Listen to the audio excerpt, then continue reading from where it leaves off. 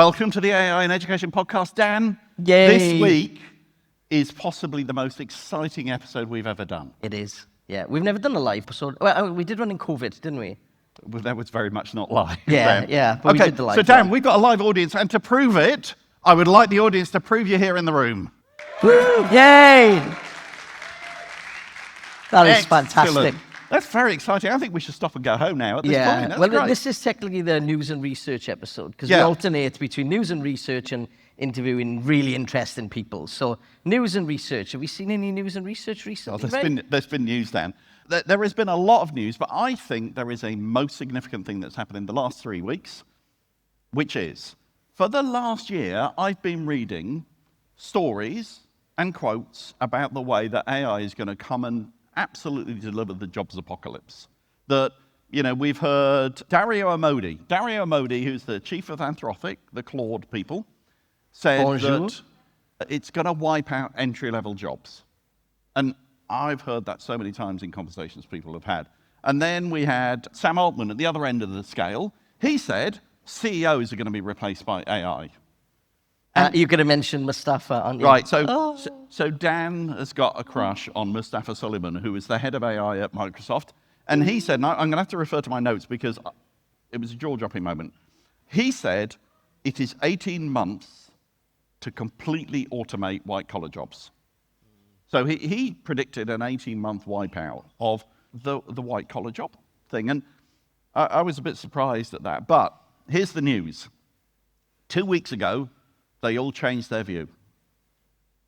2 weeks ago, they suddenly all started to say, oh no, it's not going to wipe out jobs. It's going to sit alongside jobs. It's going to be AI augmenting people. It's going to be AI contributing to individuals' productivity.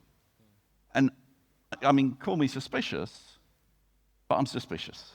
You should be suspicious. Well, I think what it was last year, they needed billions to build all these data centers.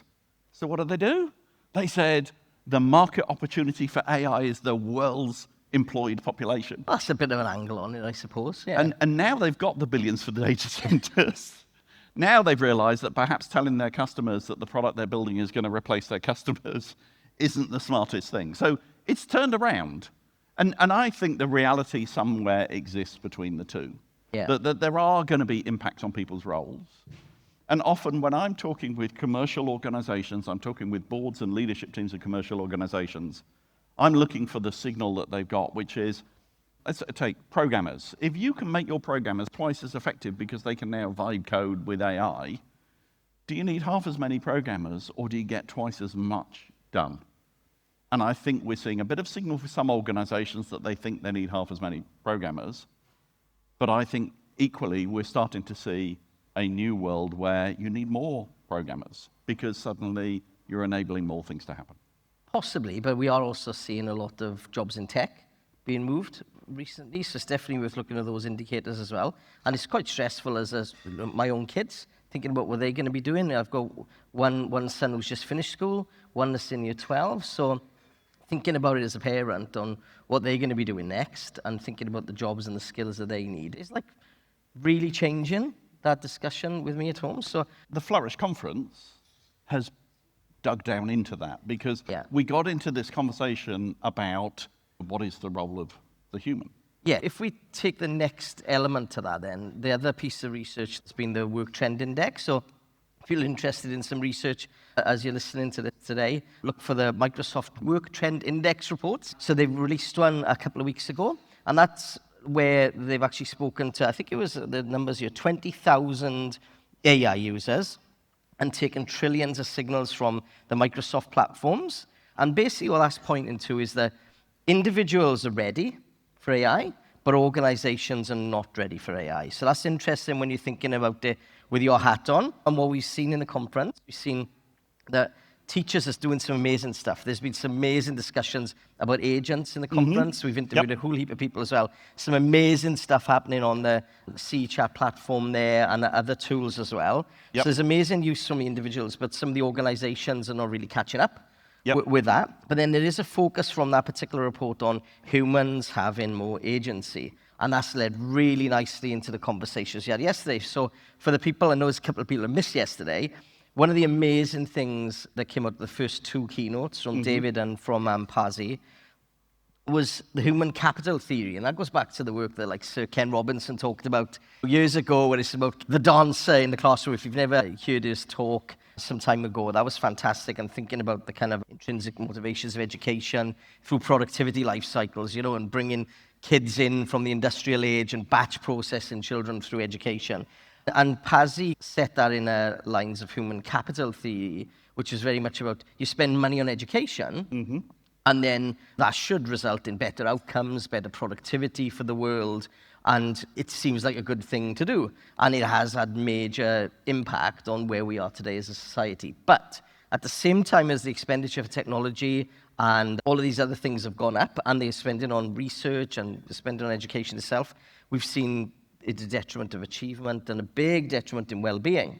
So then he posed us the kind of discussion around what are we measuring. And it's interesting from his point of view, because he mentioned OECD, which we're all kind of tied to, with PISA and league tables and Singapore leading here and all these countries leading wherever. But then he actually shared some new metrics with us around the OECD, around human flourishing, around well-being, around psychological awareness and all of that kind of stuff. So I thought that was fascinating yesterday, and that blew me away for the rest of the day. And that's a theme that is coming through a lot of the conversation that's happening around AI is what is the role of the human? What are our human skills that are so important? Because, I find when I'm using AI, there's a whole load of nudging and expertise I have to put into the conversation, but there's also choices I make about not offloading my brain work entirely to AI.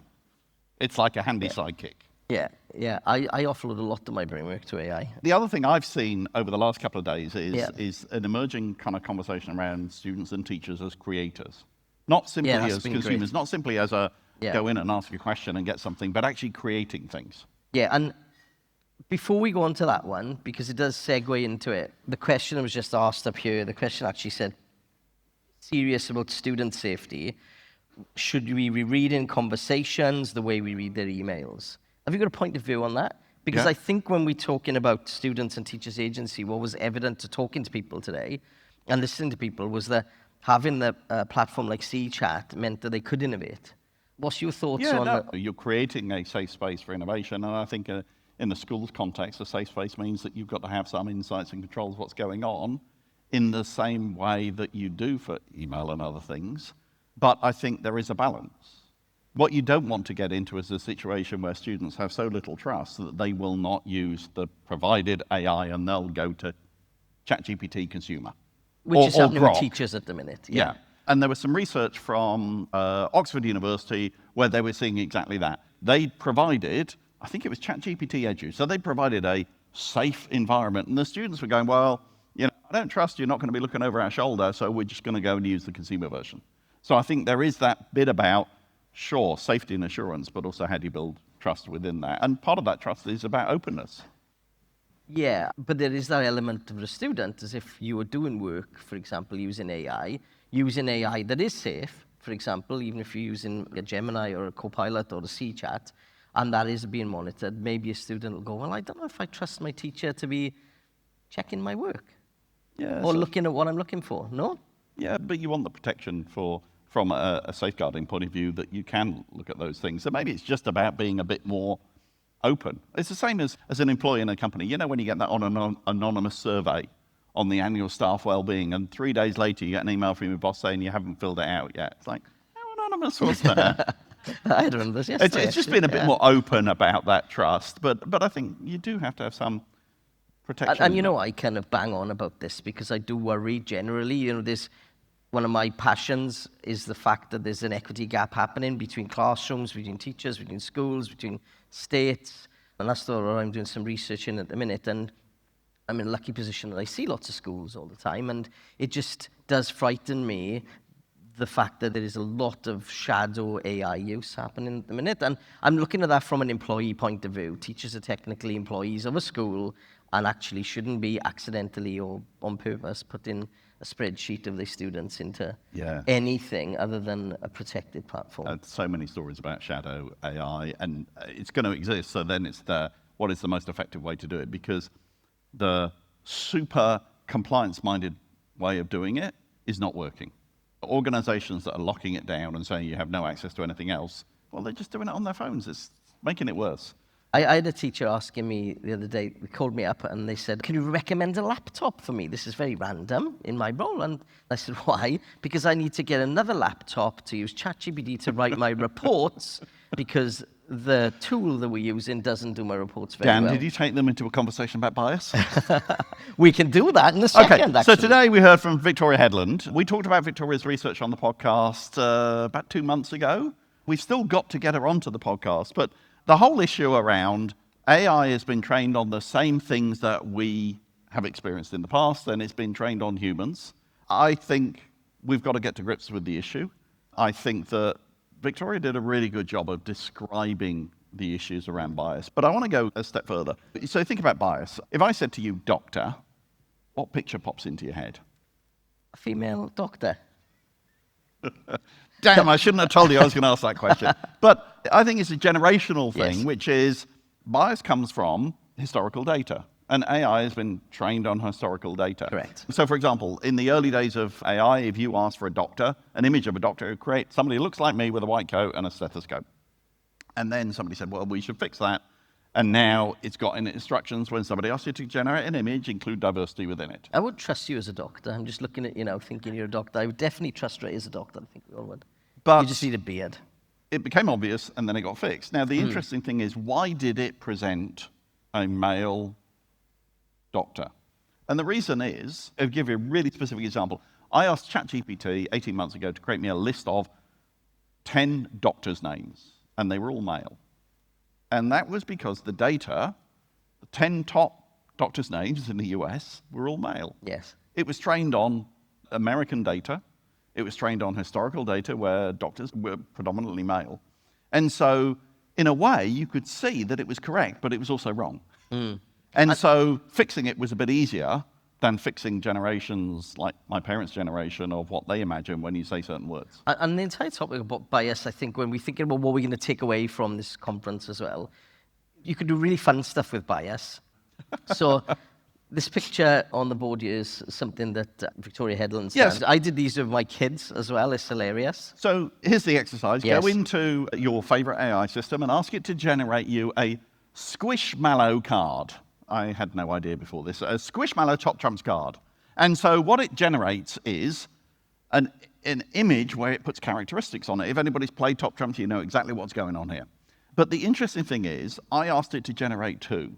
The instruction was, generate a Squishmallow card for Ray Smith and Rachel Smith. And so, from only the signal of the first name, it created two very different perspectives. The Rachel was more about love and caring. And the Ray was more about tech and code. And you see it in the signals it put on it, but also the basics, pink and blue. It's just really, really fascinating that it takes a very, very small signal and from that infers other things. Victoria talked about the example of it can take a student's name, and from that, it might infer a postcode, because some names are more common in certain areas of the country. And from that, it might infer SES. an SES status. Yeah.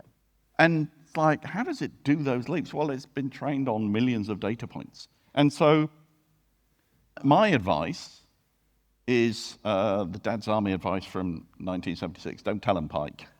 Don't give AI the data. There was one laugh there. Yeah. Yeah. So, but this is a good example. Thinking about some fun stuff to do with staff to generate things like this. One I do, which isn't really about bias, is about deep fakes, but I get people to do heads and tails, and it's based on some of the work that Ray's done previously and Leon Furs, where you show images that are generated with AI and some that are real, and you put 10 images on there, and they stand up if it's a real image and sit down, and 99% of the time, everybody's sitting down by the time you get to image 6, because they're so good these days. So activities like that to take into school, because I think bias is really, really good to kind of educate teachers and people in school communities about AI. Well, it exists.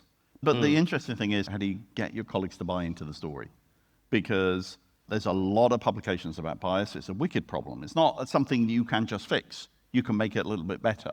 And so, take the Squishmallow cards as an example. it's easy to see it as a visual example, but then the question I would say would be, oh, maybe it's a question of, does feedback for students differ if it knows the student is female or male?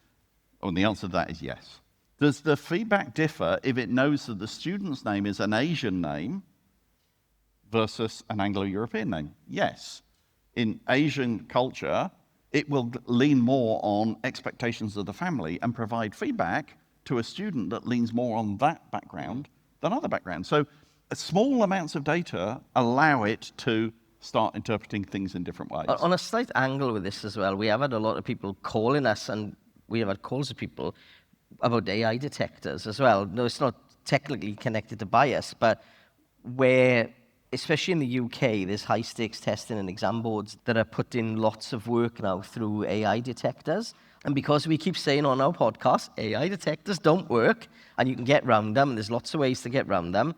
You know, there's a lot of people having academic integrity pulls happening inside schools, inside school systems. So there's some serious questions about all of this, and it does go into bias, and it does go into people from different backgrounds actually utilizing AI and being pulled for AI detection. There's a great New York Times article. They gave samples of writing and asked people to say which they preferred. 2 samples of writing, they didn't say which one was AI and which one was human. Turned out people overwhelmingly preferred the AI written one.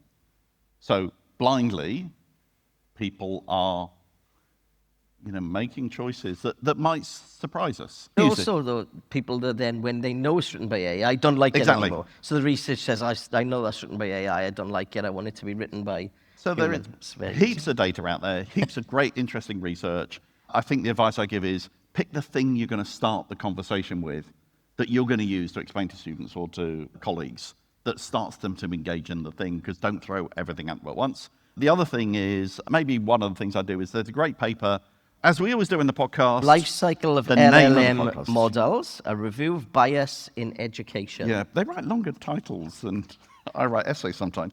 That looked at where the data came from for large language models to be trained, and then it looked at how biases are introduced at different parts of the manufacturing process for large language models.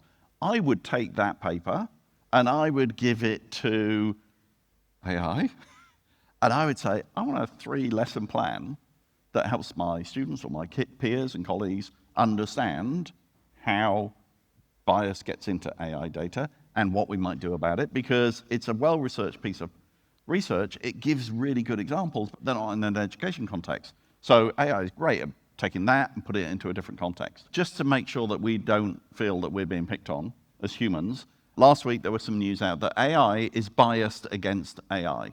So Anthropic were doing some testing of AI systems, and they were trying to work out how evil AI could be. Like how I can't open those doors. Yeah?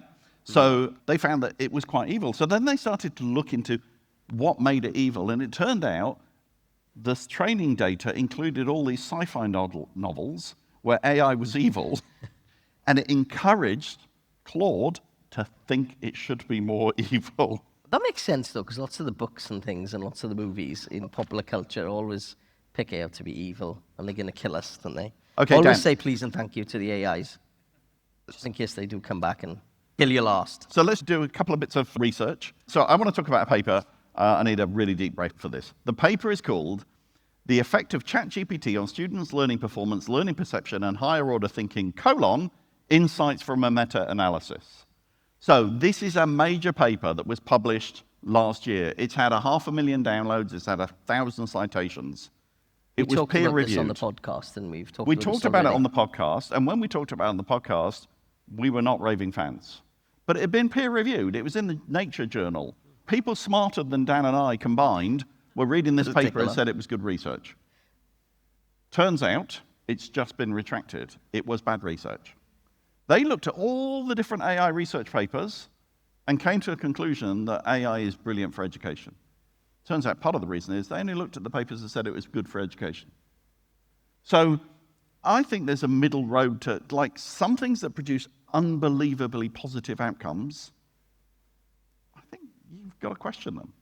And I'm going to include in that the 2 Sigma research from Benjamin Bloom, nearly 40 years ago, because it's never been replicated. Nobody has been able to prove that research and replicate And it to the somewhere Two else. Sigma one, just in case people don't listen, that's the one where you can get 2 levels of difference if you've got an AI personal tutor, essentially, cutting the long story short. So a one-to-one tuition is better and more progressive than having a batch process And so class. probably the lesson from the podcast is we've reviewed over 200 research papers over the last 2.5 years. And so I think we've kind of hit a balanced middle road rather than just looking at only the exceptional or only the opposing. Just before we started talking, you mentioned the research from MIT, the brain scan stuff, which wasn't an MRI, it was an EEG, which is the little headset thing. The research was called, get this, Your Brain on ChatGPT, Accumulation of Cognitive Debt When Using an AI System for Essay Rating Tasks. There must have been a lot of people interviewed for that, right? Thousands, hundreds? Dan, there are 1.5 billion students in the world. How many listen. do you think you would need to have a representative sample? Probably mathematically about 100, but maybe there was 1,000 done? Okay, well, it started at 54 students. Yes. It ended, because not all of them came back for part 2. It ended up with 9 students. And so out of that, you got a headline that was like 83% of students are dumber when they're using AI. Now, I actually agree with their conclusion, because what they said to the students was, I want you to write this essay with ChatGPT, and then a few weeks later, they said, can you remember the essay you wrote? And the student said, no. But they didn't write the essay. ChatGPT wrote the essay, so of course they didn't remember it. In the same way that if I've offloaded it to my dad or my brother, I wouldn't remember what I wrote. So I think there is this safe middle ground, which is not the overly positive world and not the negative world. It's a dual-use technology. You can use it to enhance or to harm learning. There is loads of research out there about what it can do to harm learning. There is loads of research out there about what it can do to help learning.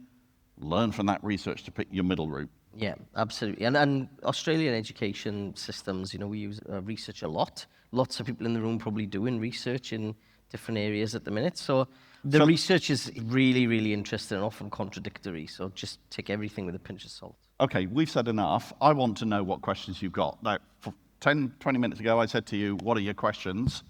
I want the interesting questions. And if it's really difficult, Dan's going to answer I it love the for you. boring questions. You've waited for this moment. You've shouted at the wireless when you've been listening to the Wireless, podcast. the wireless. He's showing his age now. Again. Well, I haven't shaped this as a question, but I'm just interested in deepening the idea for students and families around ethics in AI. It just occurred to me in some conversations I was having yesterday around image manipulation. And of course, we would look at that and say, well, there's the whole area of deep fakes, pornography that we honestly can say we don't want our kids to be involved with that. But I think the difficulty comes when so much of what they're consuming is image manipulation. We've got an American president who's regularly putting out image manipulation. So in that world, I'm not surprised that kids and families by extension are confused by that. It's not a question, but a provocation. I've got a view about this, which is, a 21st century skill is the ability to question what you're looking at and perhaps do it quickly because it whizzes through your feed. My defense against some of those things, what I realize I personally do is I ask a question about what the motivation of the person creating this image is. Like if I see a post on social media, who wrote the post, what's their motivation? I do it exactly when I'm reading a long research article and I found it's been written by a lab with a researcher from a company in it and it's researching their own product. As much as I do about an image, I'm trying to buy a treadmill at the moment and my Instagram feed is full of treadmills and every single one's like, is this a scam or is this real? Do I trust this person? Do I trust this brand? And then I attach it to, okay, now I've got some little no faith in the image or the piece of text that I'm looking at. I think you've hit the nail on the head as well with family learning as well. But because if anybody can take something from this part of the discussion today, is to bring everybody along on that journey, to go back to my passion around equity and everybody coming along for the ride. I think even looking around in my own family and my own kids who should be sort of AI savvy, but I don't really talk to them about this so much. They all do different things. They all use different platforms. My partner uses different platforms. She uses enterprise stuff and consumer stuff. Your friends do different things. Everybody's talking about it in a pub. You know, I went out with my stepson the other day, and his mate comes straight up to me going, oh, you know about AI? And he starts talking to me about AI in a pub. People care about it, and Catholic education's got a point of view on this. And I feel very passionate about the fact that the way that this entire CNET conference has happened is the content has been fantastic, and it's the right thing.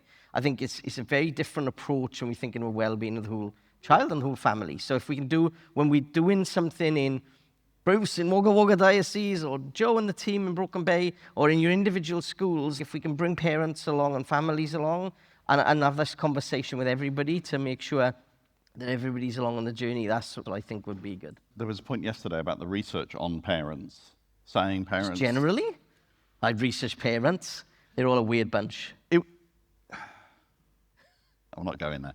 It was about what their expectations are around AI and openness from schools about it. And one of the things was, what could you do as a school is, well, take them on the journey with you. Yeah. Now, I think it's difficult because we're all on the journey where we don't know what the answer is.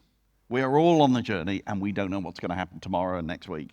But I think we have to accept that's the case and we're all on a journey together.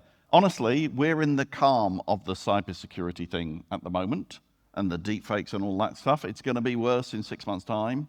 It's going to be worse in 12 months' time. So if you can't do it now, you're not going to be able to do it in 6 months' time. So yeah, maybe just think about what is that thing you can do for your community. Let me be honest, Dan and I started the podcast 6 years ago when it was very geeky. We've done hundreds of episodes. We don't know the answer. We genuinely don't know what's going to happen tomorrow. We can't answer all of the questions, but it's like, okay, well, let's put ourselves out there and learn. And that's really what happens between us is we learn what's going on because every week we have to talk about it. What can you do in your community? And it might be your community of teachers rather than your community of parents, but there's a lot of sharing that can go on. Is there another question? Oh, it's Bruce. Going back to the parents topic, because Dan, you love parents. We spoke a few times over the last couple of days around the challenges of the students knowing more about AI than parents. So as people who need to engage with both our parents and our community as well as our staff and our students, how would you recommend we approach parents and encourage them to understand more about it and help them along the journey? I think of the Think You Know stuff. So Dan and I were both Think You Know volunteers. We went out to schools and did cybersecurity and cyber safety advice in partnership with the Australian Federal Police. And schools invited their parents in to have an evening talking about it and how to keep their kids safe. We were by no means experts, but thanks to the AFP, we had a point of view, we had materials that we could go and train people. And we didn't have all the answers, but we kind of just helped move people on the journey. Maybe it's you and a few of your peer schools to say, well, if we were to run an evening or we were to put something into an evening, what might that be? What stories could we tell?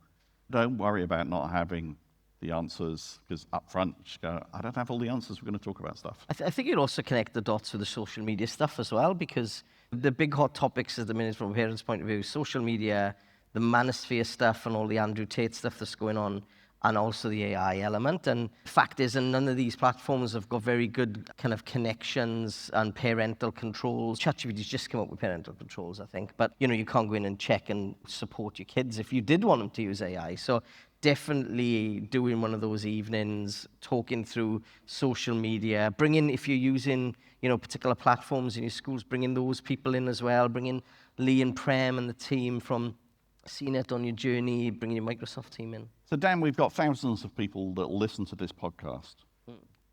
Let's ask the listeners, what have you done?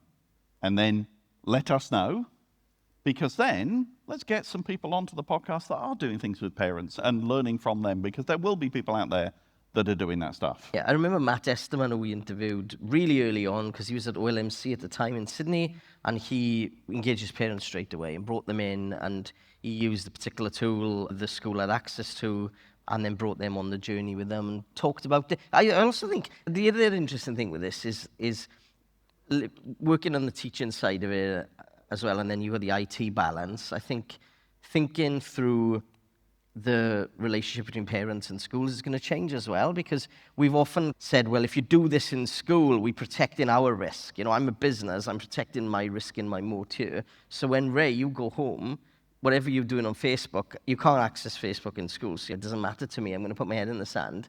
And that's the actual wrangle that I had when I was in schools, because we banned Facebook, and it was killing me, because I was like, well, we need to be engaging communities in using that properly and using social media properly, but the answer to that was to ban it.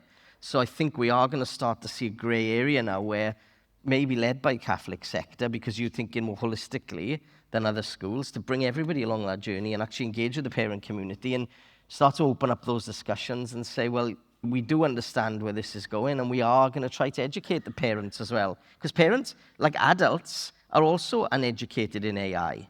So you've come to this conference and you've been to multiple conferences. You probably know more than the majority of the population about AI. That's the thing. Okay, so Dan, turn that frown upside down. Let's finish in a more positive way. Yay. You just talked about the kind of grey area. Let's call it the happy middle. Pasi yesterday talked about the sense of belonging experienced by young people when they're using technology.